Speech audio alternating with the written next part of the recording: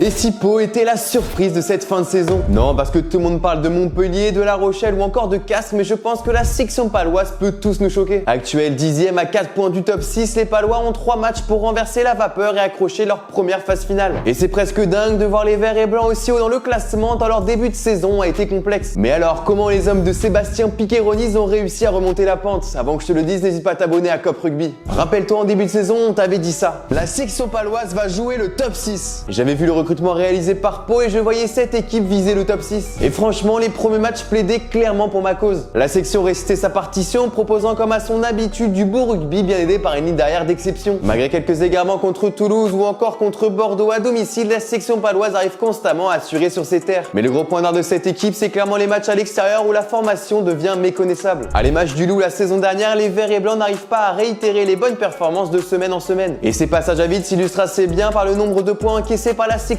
paloise à l'extérieur. Avec une moyenne de 33 points par match à l'extérieur, les Palois se placent à l'avant-dernière place. Et bon, tu te doutes bien qu'avec ce genre d'errance, c'est assez compliqué de figurer parmi les 6 premiers. Pourtant, les Béarnais continuent leur bonhomme de chemin sans inquiéter personne, ce qui leur permet de créer la surprise contre le Racing 90 ou contre Lyon plus récemment. Même s'ils continuent d'encaisser une bagatelle d'essais, ils arrivent à mieux gérer à la fin des matchs. Un secteur où ils sont en souffrance depuis le début de la saison avec plus d'un essai encaissé lors des 20 dernières minutes. Et à côté de ces matchs à l'extérieur primordiaux, les hommes de Beka Gorgadze peuvent compter sur une paire d'ouvreurs de grande classe. Avec Simons qui a opéré jusqu'à sa récente blessure et Axel Desperes depuis peu, les Verts et Blancs ont de véritables métronomes. Et je ne peux pas évoquer la section paloise sans parler du pack d'avant que Sébastien Piqueronis a bâti. Avec des machines comme Ewatt, Ray, Watlock ou encore Gorgadze, le pack palois fait très souvent rompre l'équipe adverse. Et forcément, la présence de tels joueurs force le demi-de-mêlée à insister dans l'axe et à utiliser son jeu au pied. Avec plus de 27 coups de chausson par match, c'est bien la section paloise qui l'utilise le plus au sein du top 14. Une utilisation qui joue donc sur le nombre de franchissements à la baisse si on le compare à la saison dernière. Ce qu'il faut comprendre de tout ça, c'est que la section paloise a complètement changé de tactique concernant les sorties de camp. Alors qu'on les voyait beaucoup plus à l'aise avec le ballon la saison dernière, cette année, le jeu au pied est une clé primordiale du club palois. Et à la vue des derniers matchs, cette tactique semble clairement faire mouche contre des équipes peu à l'aise dans le jeu aérien. Un changement osé par Piqueronis et son staff, mais qui semble payer à quelques semaines des phases finales. Mais alors, penses-tu que la section paloise peut créer la surprise? Dis-le moi dans les commentaires et si tu as kiffé, n'hésite pas à t'abonner à Cop Rugby.